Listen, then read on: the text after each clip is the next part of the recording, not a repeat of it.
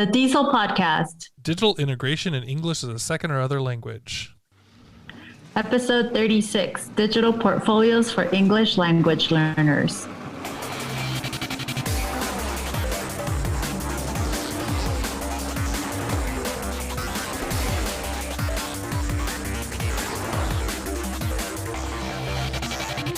Welcome to DIESOL. This is episode 36. We are your hosts. I am Brent Warner.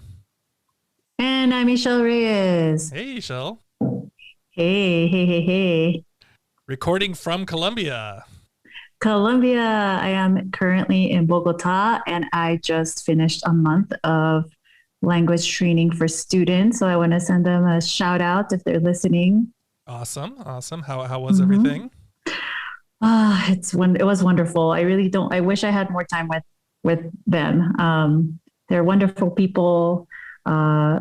They were very hospitable. The food was great. It was just, the climate was perfect. And it seems that I successfully avoided the blizzard you hit avoided Texas. The Texas snowstorm. It's like you sure left, did. it came, and then then it goes away right as you're coming back, right? Yeah, I think so. I mean, I was in like 90-degree weather and nice and warm. It's summer here, so That's pretty great. I lucked out. Yeah. Mm-hmm. You'll be What back. have you been up to? I'll be back. You'll be back by the time this episode comes out, Mm-hmm. but yeah, that's safe travels, I guess we'll say. I have been up to we just had our Tesol Orange County chapter workshop, and so if you remember the episode with Savion Steinler, we did I can't remember what number that was, but it was a little while back at the end of last year, and she ran the workshop, and it was great. People loved it. It's just like getting back into some of those things on like how to engage students with Zoom and all of those ideas. She presented a lot of really great and applicable ideas. So that just wrapped up today, and we're recording that just afterwards. And then for me, I guess I'm prepping.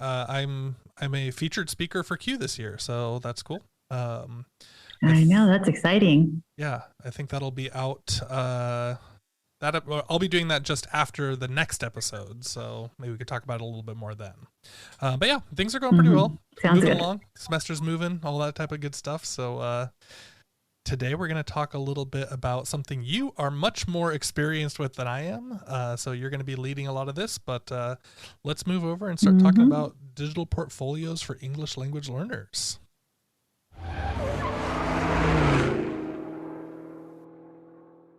So I wanted to talk about digital portfolios as a more accurate assessment of our students' language skills, because I know that oftentimes our students have to take multiple choice tests and all sorts of other language assessment tests. And that doesn't always really show you what students can do, especially if they are not necessarily good test takers, or, they happen to, have a bad day on the day they take the test. And I just sometimes, it's disappointing to see like, hey, but I know you can do this. I've seen you do it in class. And so that's one of the reasons that motivated me to use or to incorporate digital portfolios. Yeah, I think this is a really good time to talk about this, because there's such a big pushback right now on like proctored testing and like standardized testing, and that whole conversation is massive right now. I mean, it's just blowing up. And I am in favor of getting rid of those proctored tests. I mean, we're hearing about it. They are invasive. They make students anxious. And I think with this conversation about portfolios, it's more this collective work, right? And so they're showing what they've done over time and what they've been able to do, instead of what they can do under a artificial high pressure situation. And again, particularly online, but also in real life too. Like, it's like, that is, we always have those moments where it's like, we know you can do this. Like, I've seen you do it before. And then we just choke because of, outside pressures, which I do appreciate a certain value of like doing something under pressure and being able to show that you can do it and getting through that. But also, I don't think it's the most accurate way to measure someone's abilities. So I'm glad we're talking about this. So we've got a couple of articles. Brent, can you introduce the first one? Yeah. So the first one that we looked at was from Alaudat, and that was 2013 in the U.S. China Education Review, and it was called "Using E-Portfolios and E-Learners." I'm not. ESL. Yeah, well, sorry. Using e-portfolios and ESL learners. I'm not totally sure about that title, but okay, let's go for it. So it was interesting, though, because what it said inside of it, one of the things that stood out to me was they said, these findings showed that using e-portfolios motivated and enhanced student writing, language learning, assessment, and technical skills. Using e-portfolios is a lifelong learning that accompanies the individual for many years, right? So that's a good, kind of a good starting point to look at it and get started with. Right.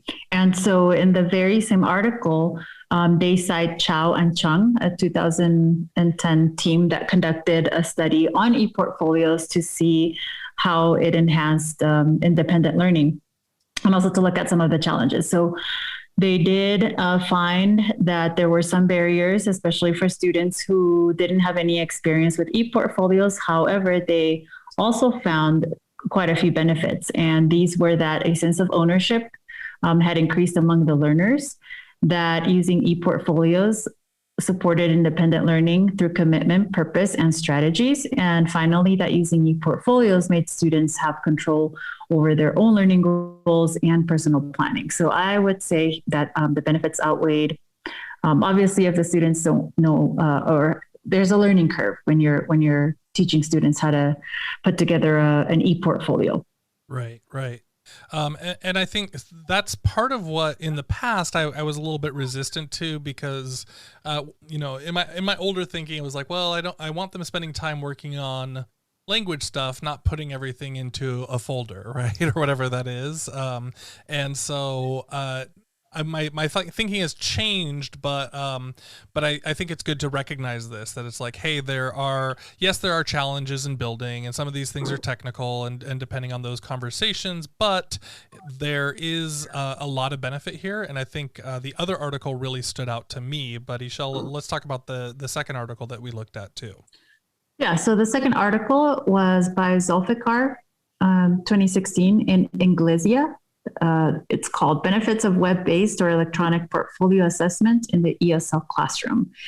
And this was basically research that has shown using e-portfolios for assessment can encourage the learner's autonomy in learning. And we know, Brent, you and I know that the more connection a student has to their work, the more likely they're going to be proud of it, and the more likely they're going to take it seriously. So, in organizing e-portfolios, learners are actually taking charge of creating and organizing their materials. And that's what the article says, that they're creating and organizing their materials for a particular purpose. They're assessing their own work, especially if they have to select the items that will go in the portfolio, and also making a reflection on their own learning, their experiences and their progress. And so that, those are skills that we want to instill in our students. The fact that students can control every phase in developing the portfolio, presenting their material in a more personalized way, that's going to help students be motivated. And so that's what that study found. In addition, it again promotes learning autonomy, because the learners are the directors of their own portfolio, of their own learning. So I would say that one hit everything that I would have said as to why we should incorporate digital portfolios. Right. This for me is also the big one here, where it's like autonomy, right? How do we get students really recognizing and learning to love what they're doing, and then personally feeling an attachment to that? So I like this quote out of that same article, which was, tests rarely reveal students' strategies, attitudes, interests, or explicit understandings of processes. They reveal control over language and content matter. Okay, so that second part is great, right? They reveal control over language and content matter, but look at all those other parts that are in there. Again, I want to read that one more time. Tests rarely reveal students' strategies, attitudes, interests, or explicit understandings of processes, right? That is like so much other parts to this that are missing when we just give them a cold test, right? And then it continues on. It says, because a student's performance on a test so often has nothing to do with his competence in the subject matter, we believe it is not a good idea to use tests as a sole measure of learning or the only resource for making educational decisions.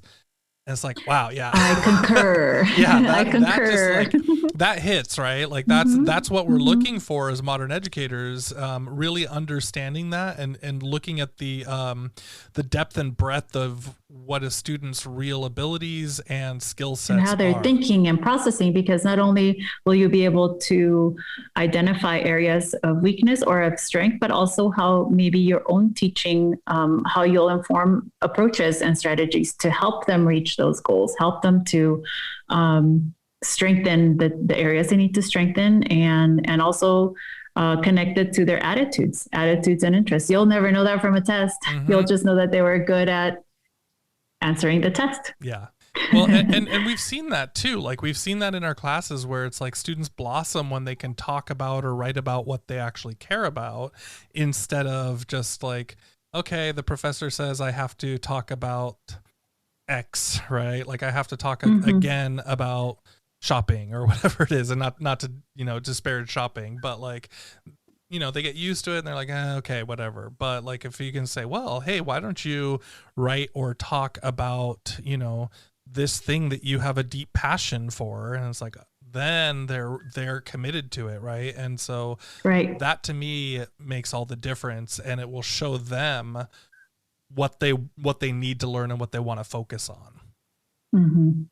But, Michelle, moving forward a little bit, I did want to talk about this term of portfolio, because part of my resistance to it is, as a student myself, when we had portfolios, it was like, okay, collect all your work, put it into a binder, 3-ring binder, click, and then turn it in. Oh man. And then it comes back. I can tell you. You know this, right? I mean, but like, I know this as a student. Yeah, like I never opened it again.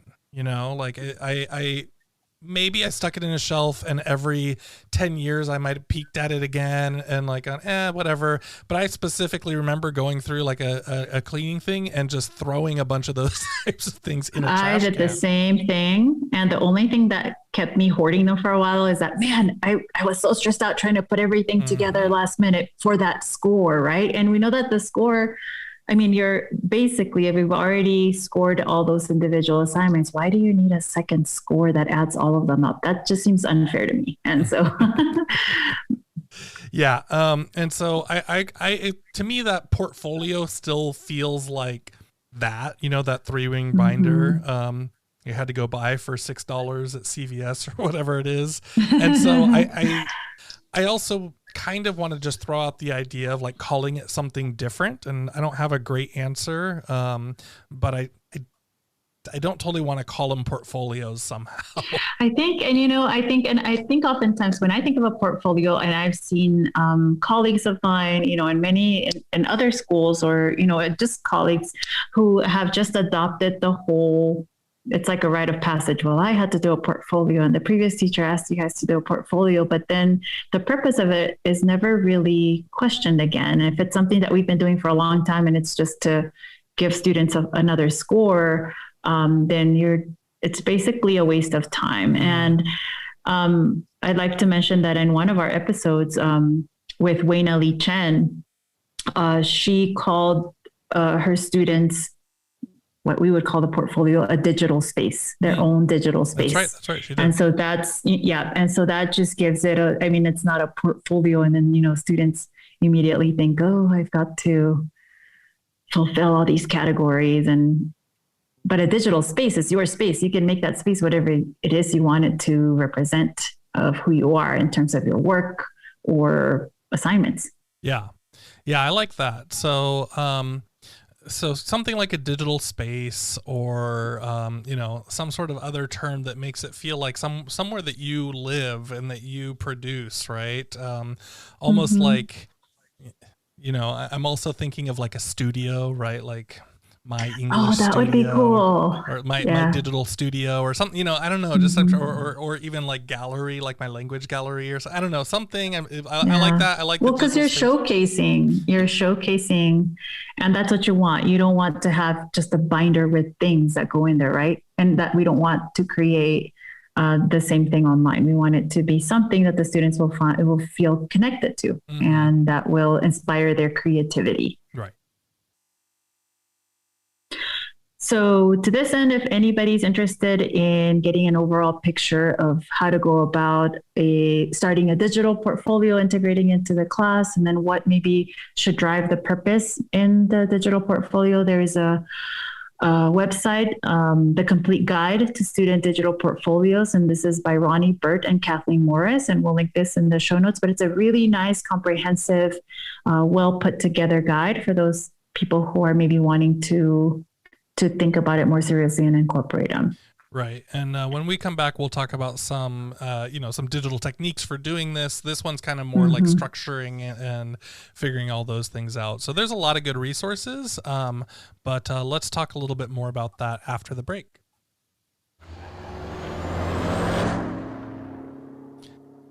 Alrighty, Shell. So we're still grateful for our Patreons. We started that up a little while ago, and thank you so much. Because it was really hard to talk to you and get hold of you in Colombia, so we did fall off on our DIESOL qualifiers, but we'll get back to it. We'll be back into it in March, and we're gonna shift a little bit because, again, like we said, we're small. We're just trying things out. But I always did feel like I wanted a $1 tier. So, you know, some people are like $3, I'm not sure, but $1, that's cool. Easy entry into it. So we're going to shift a little bit here. We're going to make a $1 tier. That's just the thank you tier, right? Appreciate the show. It helps me out, whatever. And that's only $1 a month. And then we'll have the $3 tier. We will be doing some swag mailers. So like, you know, special stickers. I've got an idea for some Halloween stickers. I know that's a ways away, but I've got an idea for some Halloween stickers. Collectibles. Yeah, little collectibles. I'm all for collectibles. Just little things. I don't know. We'll be sending things every once in a while. Every few months, we'll just send out some things to the $3 tier, and then the $6 tier will be the $3 tier plus the qualifiers. So the explorations with us, the access to that on the YouTube channel, and any other kind of extras that we come up with, which we do have a couple of other ideas on top of things, so we just haven't totally consolidated that yet. So if you like the show, if it helps you out, if it's value to you, we would appreciate any support on the Patreon. You know, I don't think we're trying to make money, but paying the hosting bills would be cool. And thanks so much for listening. Yeah. All right, so let's talk a little bit about ideas and tools that we can use when implementing digital portfolios. This is kind of, I guess it's kind of an oldie but goodie. This is Class Dojo. It is used a lot by K through 12 schools. That is an oldie. An oldie. It is an oldie. Yeah.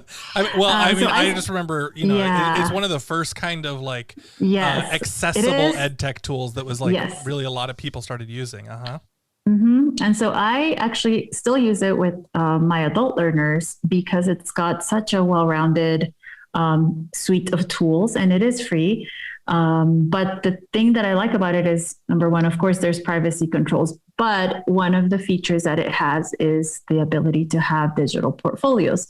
And so students can showcase assignments. Teachers can push out certain assignments to all or individual students, which means you can now really personalize something. Or let's say a student has to demonstrate a skill, but not everybody is demonstrating it in that format, then you can really tailor it to that student's needs. In addition, because it is mostly for K through 12 or used by K through 12 instructors, you can share those with the organization that you're working with. You can share the portfolios with parents and with other teachers. So I actually like that idea because let's say you're teaching fifth grade and you really want to keep the material for the sixth grade teacher to see where the student has where the strengths are and what that teacher might need to modify the following year. So that's a great way to keep the information moving as the students progress through the grades. So Class Dojo is still, oldie but goodie.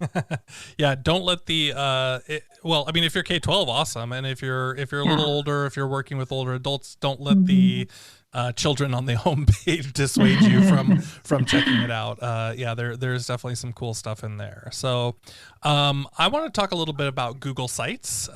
So Google Sites is, that to me is like, especially with adults or higher ed, that's the place to go because it's easy, free to set up.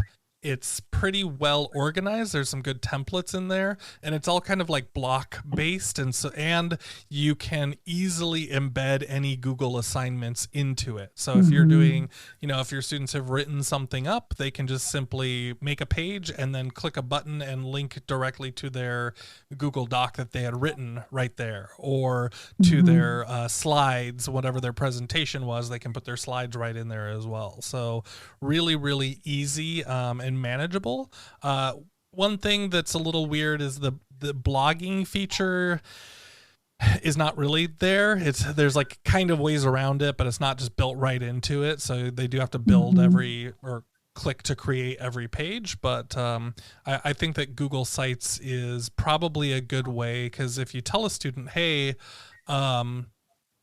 you should put like all of your A assignments on this thing, right? And then that's what you're going to show, or like your A and B assignments or something like that, or your final revisions, or you can do whatever you like, but that's a good way for them to have it and have quick access to it. And you can just go to sites.google.com. If you're already doing other Google stuff, you're set. You don't have to worry very much about it.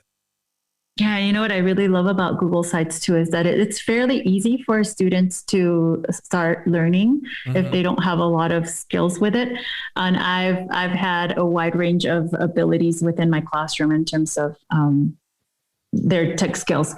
And I used to use Google Sites for assessing my students. It was a portfolio, but I'd tell them basically you need to include one of these assignments, one of these, and one of those. And I would not tell them I may specify an order just to help them move along. Like, let's say page 1 is this, page 2 is this, just to help them out if they need it.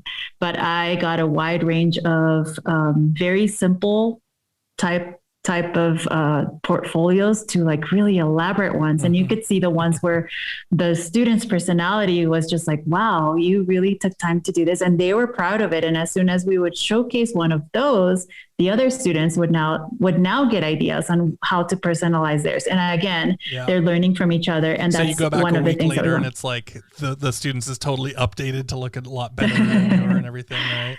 But it really sparked it really woke up their creativity. So in addition to Google Sites, I actually found that some people are doing portfolios with Google Slides. And that's basically, so I think it's images of work. It may not be an actual digital assignment, but let's say that a student has to work out a math problem and you have to see the work, or they are grading their own work, they're marking up mistakes or something. They would take a picture of it, and then they with a little box of text they're writing in there or recording, so students can narrate what they're showcasing. So I found that to be maybe like a more amateur version of the Google Sites, I guess. Yeah, it sounds to me like that's a little bit more tracking along what the traditional portfolio has been, but for, lower tech situations where it's like, hey, the students don't really have access to all these things, but if they're going to make kind of a paper one, the teacher can go snap a picture real quick walking around the room, again, back in person or whatever. The students can do that. And the nice thing about Google Slides and taking a photo, this is something I used to love to do when we did like poster presentations. So you can snap a photo and it will automatically fit your photo right into the right spot on the slides that you're working on. So, I could absolutely see that as being like, hey, we don't have a lot of technology, but we want to keep this record digitally for you and have it accessible. So that makes sense to me. Or even as an introductory, like I would say, if you're working with students who will eventually get to like a major project, that would be a great way to get them started, because a lot of those skills will just carry over into another set of tools. Mm-hmm. And another one that I love is Spark Page. I know that you've used Spark Page before, correct? Oh, yeah. And Spark, the whole Spark suite, the Adobe Spark suite is great, but Spark Page is, I would like to call it foolproof, because you basically choose a style, and then you're uploading pictures or you're taking photos, and you can do this on a mobile device or on an actual laptop, and type in the text, and you'll get this beautiful layout, transitional layout it just will make it into a little website. It's really beautiful. The thing about beautiful.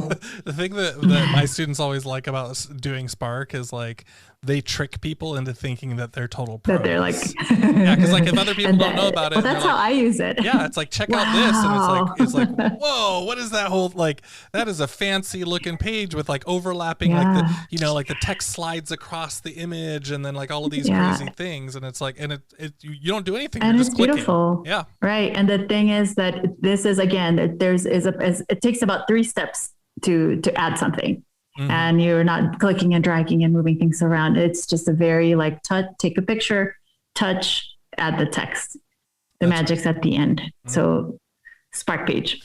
Yeah. So those are kind of some of the basic ones that you can use if you want to introduce your students. Some of them you can just let them go for it and try to say, hey, go use this, and they can figure it out. Some of them you might have to kind of show them how to do it, but it's worth playing around with, choosing one. But I did want to talk about this other section to it, which I think is really the most powerful part of doing a digital portfolio, which is embedding work from outside resources, right? Right. So we could start with Flipgrid. I think Flipgrid's a really good one. So we had the episode with Anne and Louie about Flipgrid and all the different things. One of the features inside of Flipgrids is the Flipgrid Shorts, right? Where it's just like, hey, this is just a single video, right? Nothing else to it. It's, you still record it in all the same ways, and you can do your talk through and record yourself talking or whatever it is. But then if you put that into your portfolio, well, now you've got like videos of yourself explaining things, right? It's not just a collection of text and not to slam on text, but like, I think that this is where the portfolio can start to come to life, right? And being able to see yourself talking through the work, being able to share that with your classmates. Maybe if you have a written, an essay and then a little video of yourself on the side that explains why you chose to write that thing, right? There's just the multimedia aspect of it could really allow for a lot of fun and interesting engagement for the students. And Brent, this just leads me to think that what a great opportunity for students to start sort of a rehearsal for job interviews, because you're learning how to pitch your work, right? And if you're recording something and explaining it, then you're internalizing the ownership you have over that work. And that's just a skill that, unless you've gone through interviews, you probably won't learn until it happens to you. But if you've got this already, then you know how to sound confident, and you know what your selling points are.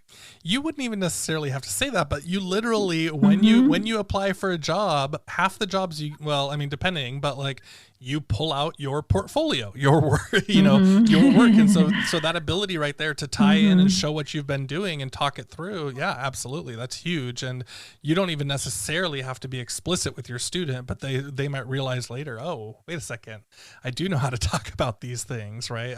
At a meta level there.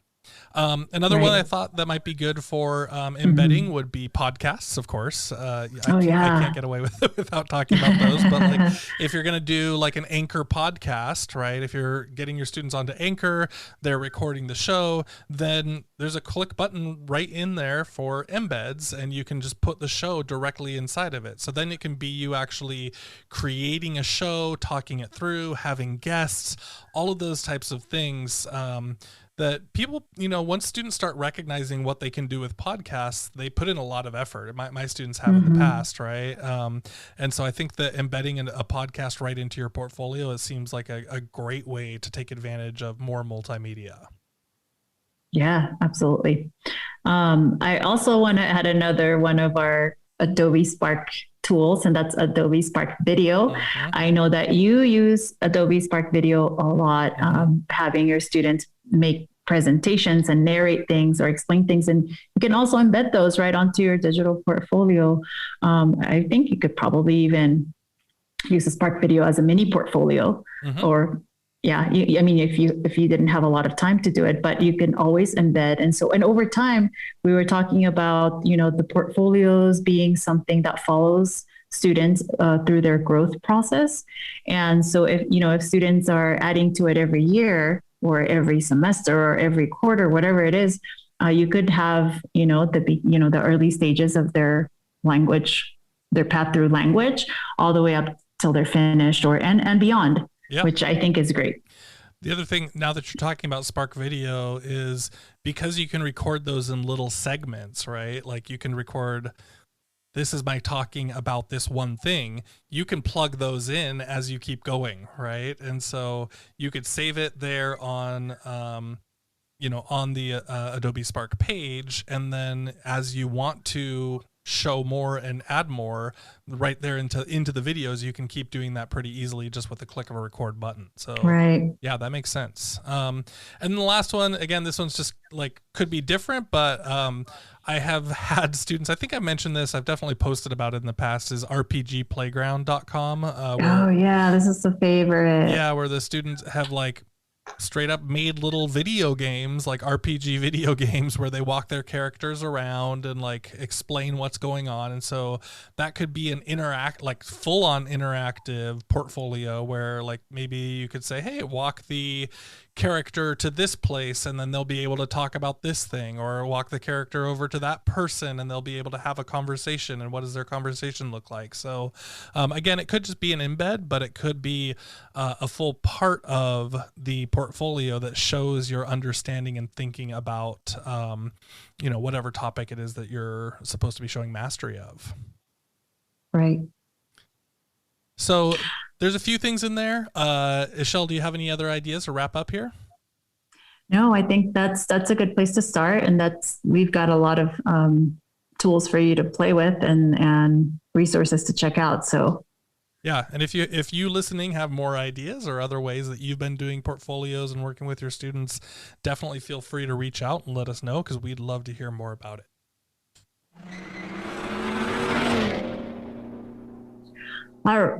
All right, it is time for our fun finds. And today I have something really cool that I learned about in Colombia. It's called Arequipe. And it is good pronunciation, Brent. I'm proud of you. It is a type of, the best I can describe it is it's a type of caramel spread. It tastes very similar to caramel. And they have, I think the one I tried was a coffee kind. One of my students brought it to me and I love it. So Arequipe, you probably can, I'm sure you can find it online somewhere, because you probably can. Okay. Yeah, because we live in that world. We live in that world. So how about you, Brent? Yeah, Arequipe. Well, hold on. I want to know about this. What do you spread it on? Like on toast, or do you spread it on? I was given this with either like a donut ball type pastry. Okay. And so it was filled with arequipe. And then I had other types where it just came in a little container and you take a little spoon and you spread it on something, or you can just eat it like that. But it was very similar to like hear. You're just like, that's just like stress eating right out of the jar, right? Yeah. Okay. So Arequipe, excellent. So mine is a foam roller, pretty straightforward. We've had our house is actually now full of foam rollers, but stretching out your back and all those things. And my wife found one at Target, pretty straightforward, just like a pretty strong plastic core, and then some thick bumpy rollers on top of it. And oh man, it's just like I have one of those. You do? Yeah. I think it's the well, I don't know. There are so many of them, but I had to get one because I was just getting cramps, and your lower back takes a hit with all of this sitting in front of a screen. Yeah. So you really need to be putting some pressure there so that you don't later, feel a lot of pain. Yeah. So I'm it's funny. I feel like my dad, when I was a kid, like my dad was always like rolling around and stretching out his back on the carpet. And I'm like, now that's totally me. I'm like, but hey, yes. Runners do that too. Yeah. So it's like, it's not necessarily an age thing. No. Is that, okay. Yeah. No, I was going to say, it's not an age thing. We need to be stretching from. No, but I'm talking about my dad when he was my age and I was a kid, like he would do all these things. And I was kind of like, when I was a kid, I was like, whatever, I didn't care about stretching or anything. But anyways, just a good foam roller. I'll try to find the exact one that we got to put a link to on the show notes. But there's tons of these things online, all sorts of different sizes and shapes and whatever. And the smaller they are, the more like they are for like deep tissue. And then the kind of the bigger and wider they are, the more they are for like full body stretch. So getting a foam roller, I think now when we're all at home, maybe sitting too much, is a good, worthwhile investment. Definitely. All right. Thank you so much for listening to the show. As always, you could win a one-of-a-kind DIESOL pin by leaving us a review on Apple Podcasts. We don't have any for 2021 yet. Yeah, still not yet. We're already in March. Come on, you guys. And actually, we got to point this out. Yeah. You're supposed to be kind with these like requests for reviews. But we get like, hundreds and hundreds of downloads on all of these episodes. And totally, if you're listening, you could absolutely win, right? Yeah. Cool. Yeah. And if you're giving us a shout out any other way, just tag us on social media and we'll be sure to find you. Cool. So of course you can find the show notes and other episodes. We are, for this show, it's at diesel.org/36, and you can listen to us at voiced.ca. That's voiced.ca. And of course, you can find us on Twitter. The show is at DIESOLPod. And Esol, I feel like we just crossed over like a pretty big number, didn't we? Did we get like 1,500 followers on DIESOLPod?